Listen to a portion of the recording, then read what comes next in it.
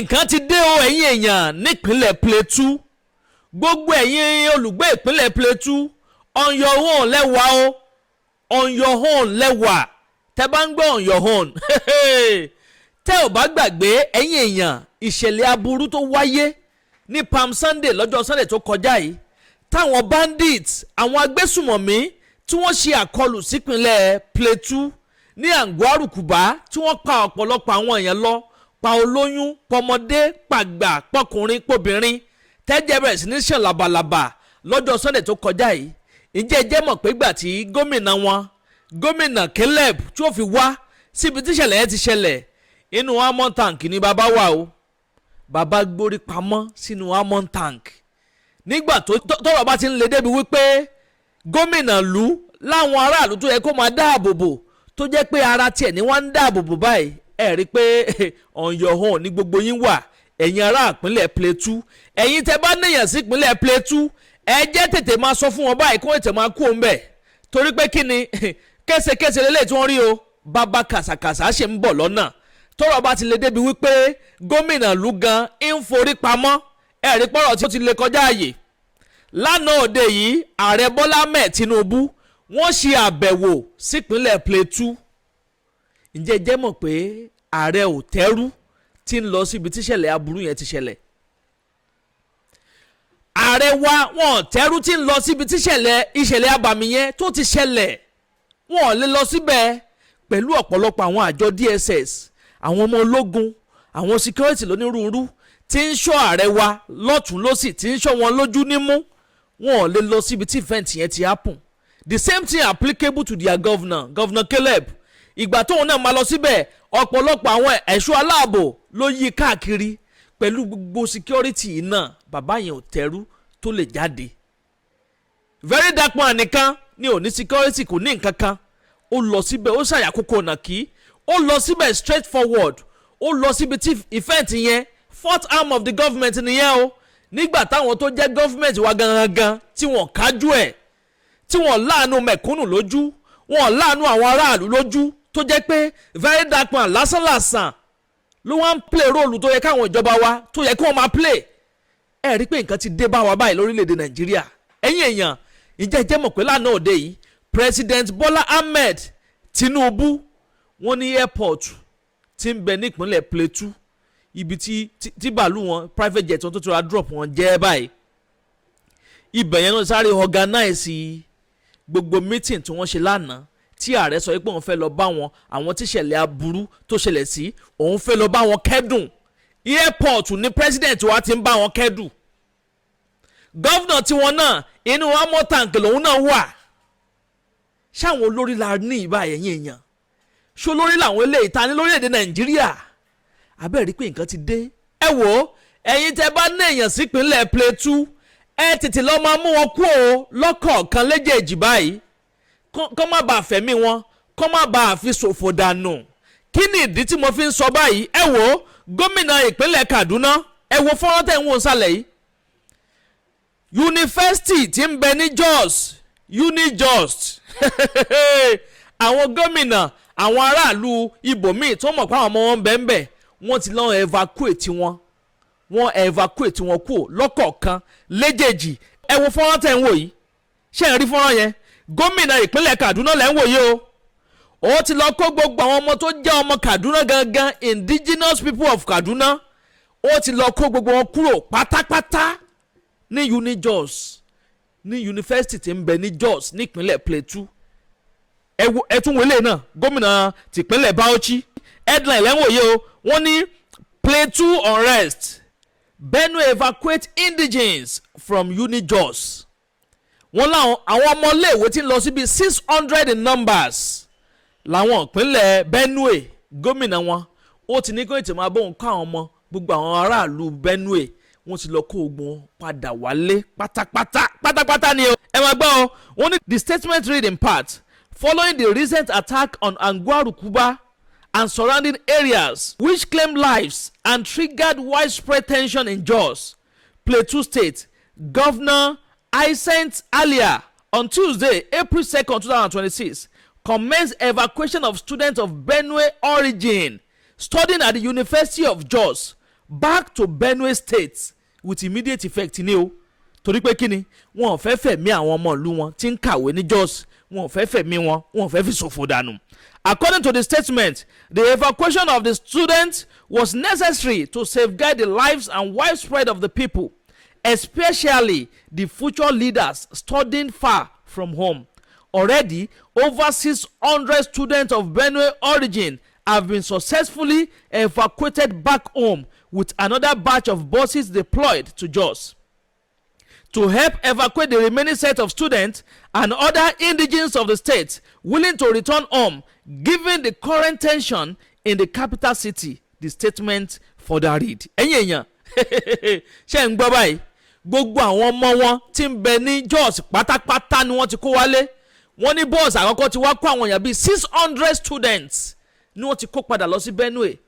The same thing applicable to Kaduna State. Gómìnà ìpínlẹ̀ Kaduna òun náà ti evacuate gbogbo àwọn ọmọ tó jọmọ Kaduna pátápátá tí ń bẹ ní Jos. Ẹ rí i pé ìlú Jos nípínlẹ̀ Plateau ń gbóná jẹnjẹnjẹnjẹn lọ́wọ́ báyìí ni. Ní nǹkan tó léwu to the extent pé gómìnà wọn gan ò tẹ́rù tó lè jáde síta láti wá bá àwọn èèyàn kẹ́dùn. Wọ́n ń pa àwọn èèyàn lọ rẹ́kẹ́rẹ́kẹ́, fẹ̀mí ọ̀pọ̀lọpọ̀ àwọn èèyàn ṣòfò dànù. Gómìnà bọ́ sínú amọ̀ tank, picture yẹn lẹ́ ń wò yẹn. Inú amọ̀ tank ni gómìnà yẹn dúró sí pẹ̀lú gbogbo àwọn ẹ̀ṣọ́ aláàbò tó yí káàkiri. Ibẹ̀ ló ti bẹ̀rẹ̀ sí ń bá àwọn aráàlú sọ̀rọ̀ pé nírú ilé mọ́ o, ìgbà kan o, àwọn ògbégbèsè tó yanrantí o, àwọn òṣègbà o, àwọn òṣàwọ̀, àwọn òṣèkòkò bàbà sásùn. President orílẹ̀-èdè Nàìjíríà náà out of shame pẹ̀lú bí ọ̀pọ̀lọpọ̀ àwọn èèyàn ṣe bẹ̀rẹ̀ sí ẹnu àtẹ́lu president wa wípé ìṣẹ̀lẹ̀ àbàmì ṣẹlẹ̀ níbì kan lè yọjú síbẹ̀. Wọ́n ń pa àwọn èèyàn yín, wọ́n ń pa aráàlú. President ò lè lọ sí ibi tí incident yẹn ti ṣẹlẹ̀. At the end of the day tí president wa máa lọ síbẹ̀ náà inú airport náà ti organize meeting yẹn. Ǹjẹ́ jẹ́ mọ̀ pé gbogbo àwọn tó jẹ́ pé wọ́n pàdánù ẹbí ará ojúlùmọ̀, gbogbo àwọn tí ṣẹlẹ̀ aburú ṣẹlẹ̀ sí pátápátá, gómìnà yẹn ó tún try láti convince wọn, ó sì kó gbogbo wọn wá síbẹ̀ yẹn. Gbogbo nǹkan tí president wa sọ lánàá máa play ẹ̀ fún yín tẹ́ máa gbọ́. Máa play fọ́nrán yẹn lẹ́ ń wò sálẹ̀ yẹn, máa fa abalẹ̀ play fún yín. Ẹ wo gbogbo àwọn tí ṣẹlẹ̀ abàmì tó ṣẹlẹ̀ sí, wọ́n tún kó gbọ̀n wá kàkà tó yẹ káwọn yẹn dúró lórí ìdúró pé táàrẹ ọ̀bá ti lè wá síbi táwọn ń gbé kó má wulẹ̀ wá ń gbà yẹn pé àwọn lọ sí airport yẹn. Gbogbo wọn náà wọ́n kẹ́sẹ̀ lẹ́sẹ̀, wọ́n jáde kúrò nínú ilé wọn, gbogbo wọn wá kété sí airport, wọ́n ń dúró di ààrẹ káàrẹ dé. Kí lójú ṣe àwọn olórí wa náà nígbà tó bẹ̀rẹ̀ sí ń pa àwọn aráàlú nípakúpa tí wọ́n ń pa àwọn yẹn lójoojúmọ́? Ẹ wo picture yìí, ṣé ẹ rí picture yìí báyìí? Bandits attack Savara government chief of staff and everyone just escape unhurt.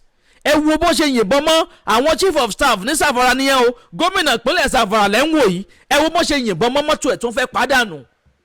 Ó ń bọ̀ báyìí, àwọn là ń dẹ́ẹ̀dẹ́ ojoojúmọ́ là ń tẹnumọ́ pé there is no security in this country any longer. The life of the common man, they are not safe for goodness sake. Wọ́n ń pa àwọn èèyàn nípakúpa lójoojúmọ́. Wọ́n ń fẹ̀mí ọ̀pọ̀lọpọ̀ àwọn èèyàn ṣòfò dànù. The question is, when are they coming to your place? Táwọn ìjọba yóò bá kájú ẹ̀ kó ń kú òun bẹ́ẹ̀ kó ń resign. Why on earth no mama fi waste life of the citizens? Ṣé bó ṣe ń ṣe lókè ọ̀yà lélẹ́yìí? Àwọn countries bíi Dubai, Canada, Germany, United States, ṣé bó ṣe ń waste life àwọn citizens wọn lélẹ́yìí? As a matter of fact, in most of the African countries, ṣé bó ṣe ń pa àwọn èèyàn nípakúpa lélẹ́yìí? Táwọn ìjọba wa ò bá kájú ẹ̀ kó ń fi kíní ilẹ̀ kó ń jẹ́ kẹ́ni tó lè ṣe é kó bọ́ síbẹ̀. Common security tíjọba ò bá lè fún àwọn aráàlú ní security tó péye. Kí wá ní ss pa lórílẹ̀‐èdè fa? Who are these terrorists tíjọba ò lè kápá wọn? Tí wọn ò lè rán bàálù kó fò lókè kó ń ju bomb sí camp everybody kó clear gbogbo house. Àbí wọn lọ́wọ́ ń bi kíní ni. Ẹ̀yin èèyàn ẹ jẹ́ darapọ̀ ní abala àríwú sí kẹ́ máa mi comment, kẹ́ máa like, kẹ́ sì máa bá mi pín fọ́nrán ìkáàkiri lógúnlógún lọ́gbọ̀nlọ́gbọ̀n. Kódà wọ́n nígbà tí ààrẹ tí ó fi dé airport yẹn lánàá wọ́n ní kò sí nọ́mbẹ̀ o, pé kò sí ná ní airport yẹn. Àwọn aráàlú ti dúró, gbogbo àwọn attackers, àwọn tí bandit wọ́n ti attack, gbogbo wọn pátá ní wọ́n lé téńté sí airport, wọ́n ń dòde ààrẹ pààrẹ ń bọ̀. Kí wá ní nǹkan tí ààrẹ sọ lánàá? Tó di pé mo play fọ́nrán ààrẹ, ààrẹ sọ wípé àwọn ti approve 5,000 CCTV cameras pé kí wọ́n rí CCTV cameras sí gbogbo inú ìlú yẹn pátápátá kó lè máa monitor everything tó ń lọ. Tí CCTV bá monitor àwọn nǹkan tó ń lọ, ṣé àwọn kidnappers yẹn ṣebí Gumi sọ pé wọ́n dá gbogbo wọn mọ̀, wọ́n dá wọn mọ̀ náà. Ibìkan ṣáà làwọn bandit yẹn, ibìkan ní camp wọn wà, ibìkan ní gbogbo wọn camp sí. Ṣàmà sọ pé ìjọba ò mọ̀ bẹ́ẹ̀ ni. Gumi sọ pé countless time lòun àtàwọn ìjọba làwọn ti lọ sí camp àwọn bandit yẹn nínú igbó lórí ọ̀rọ̀ peace deal. Gumi ló sọ náà, ó dẹ̀ sọ tí gbogbo ayé gbọ́ ni. Kódà ó tún sọ lẹ́nu ọjọ́ mẹ́ta yìí, ó ní ìjọba orílẹ̀-èdè Nàìjíríà wọ́n mọ orúkọ gbọ́n ọlọ́kọ̀ọ̀kan léjèèjì. They know them by name, they know their destination, their location.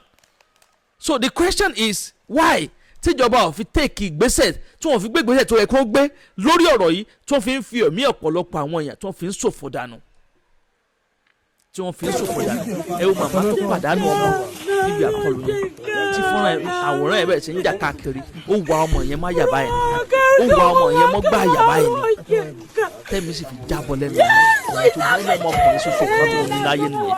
Ọmọ yẹn ni wọ́n ń sìn ẹ̀yìn èèyàn èèyàn ẹlẹ́rara bíi tiwa náà ló ń pa o, èèyàn bíi tiwa báyìí ló ń pa. Ẹ wo pásítọ̀ yẹn lánàá Reverend Ezekiel bó ṣe ń wẹ kún mọ́ bọ̀rọ̀bọ̀rọ̀, ojoojúmọ́ ló fi ń sin òkú, ojoojúmọ́ ló fi ń sin òkú àwọn kìrìsìtẹ́nì. Òun parí pọ́n pa kìrìsìtẹ́nì, bó ṣe ń pa kìrìsìtẹ́nì náà ni wọ́n ń pa mùsùlùmí. Àmọ́ kí ni ìjọba wa ń ṣe lórí ọ̀rọ̀ yìí? What is the way out? What is the way forward? Are we going to continue like this? Ṣáwọn ìjọba ò ní wá solutions ọ̀rọ̀ tí ń bẹ ńlẹ̀ yìí? Ẹ̀yin èèyàn, ọ̀rọ̀ yìí gbẹnu tán, ó lé kínka bẹ́ẹ̀ náà ló pàkàṣọ. Ẹ jẹ́ ń gbé fọ́nrán ààrẹ wa wọlé kẹwàá gbọ́ ọgbà tó tónu tí wọ́n sọ lánàá tí wọ́n lọ sí Plateau ní Jos. Ẹ jẹ́ kí n yí kìíní sókè kẹfà balẹ̀ gbọ́rọ̀ lẹ́nu ààrẹ Bọ́lá Ahmed Tinubu. Nírì jù báyìí lọ. Ẹ ṣeun tẹ́ ń gbọ́ wa, ẹ kú kalẹ̀. Have no light at the airport and have to fly back within the next 10 minutes. To you leaders, I've had this. To the victim, there is nothing I can give you, whether money in billions, but console you and promise you that this experience will not repeat itself.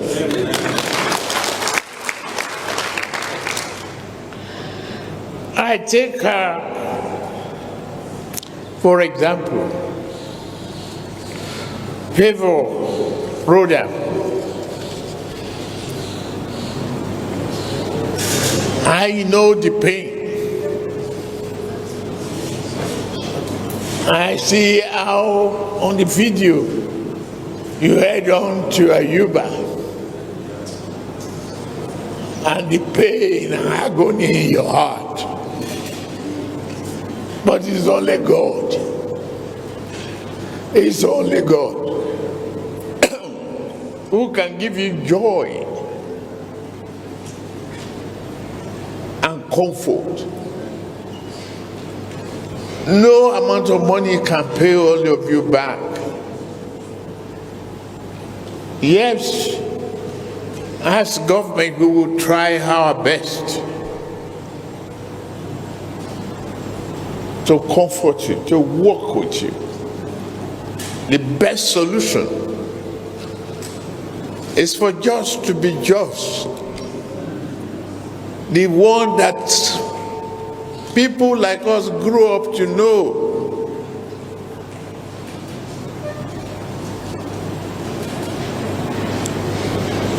Please have your seat.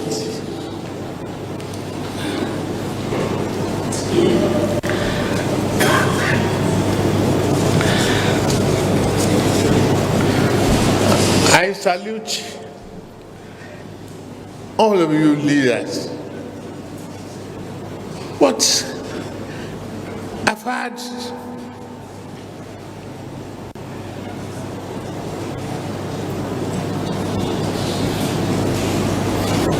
the experiences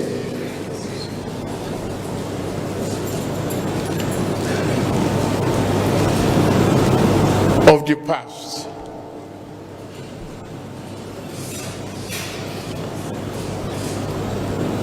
Why is the past not a source of lesson for us?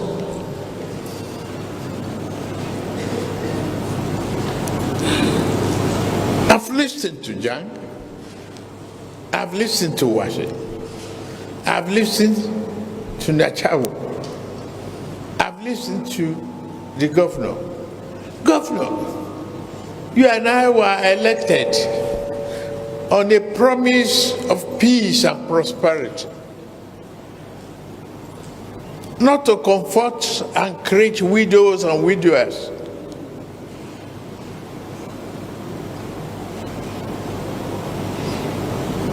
To bring prosperity as a promise, to bring inclusiveness as a government, to share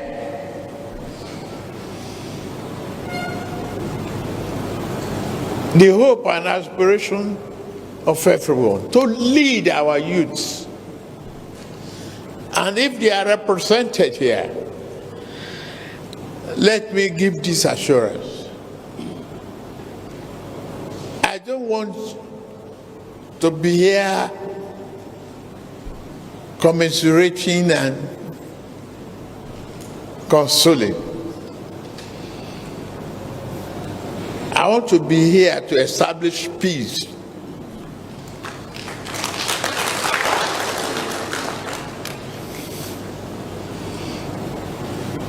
Leaders who have received us,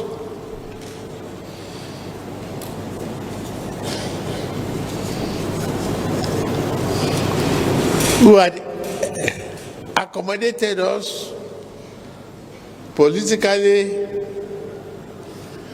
I brought the symbol of this cap to break the shackle of violence, shackle of ignorance, shackle of poverty, shackle of hopelessness.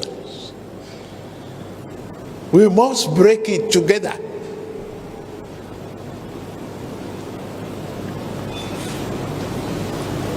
I thank the men and women of the armed forces, particularly the police, for what they are doing and what they are about to do.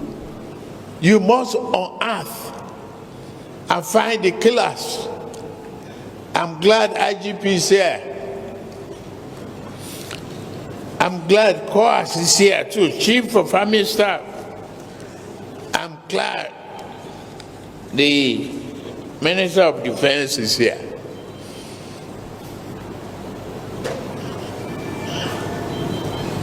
Our dear leaders, I've been to Jos, I've enjoyed Jos in those days of peace. We've had our political activities here, Yaya Kande. I'm glad you are still alive. We thank God for you. Thank you. I used to point to your house where we spend the night, where the leaders, both the leaders of our politics, where I was active as a young man. You accommodated us, you opened your doors for us.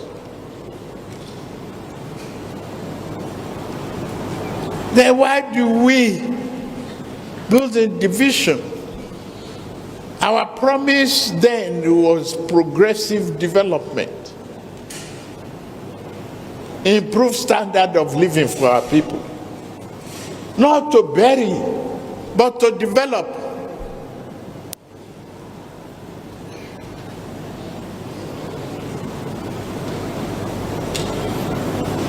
Immediately we returned to Abuja. The committee, as mentioned, you increase the number of leaders including Ati Aare, the governor, and the Minister of Humanitarian Affairs. The minister, thank you. Come see me, take numeric analysis. You are a data person for the victims. Let's see what we can do. For their losses, we cannot replace in human beings. But whatever we do to give them minimum comfort, we will.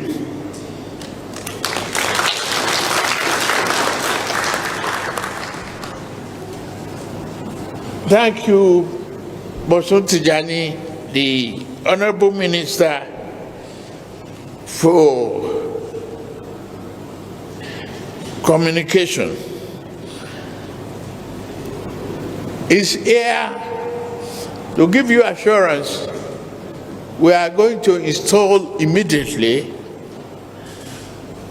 a network of cameras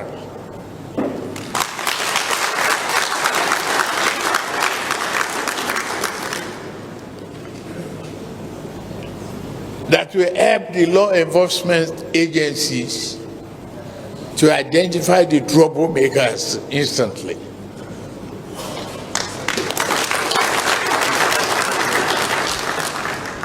Over 5,000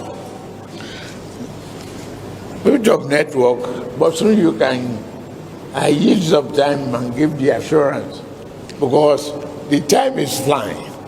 If I keep talking, we will miss our way, and you don't have accommodation for us.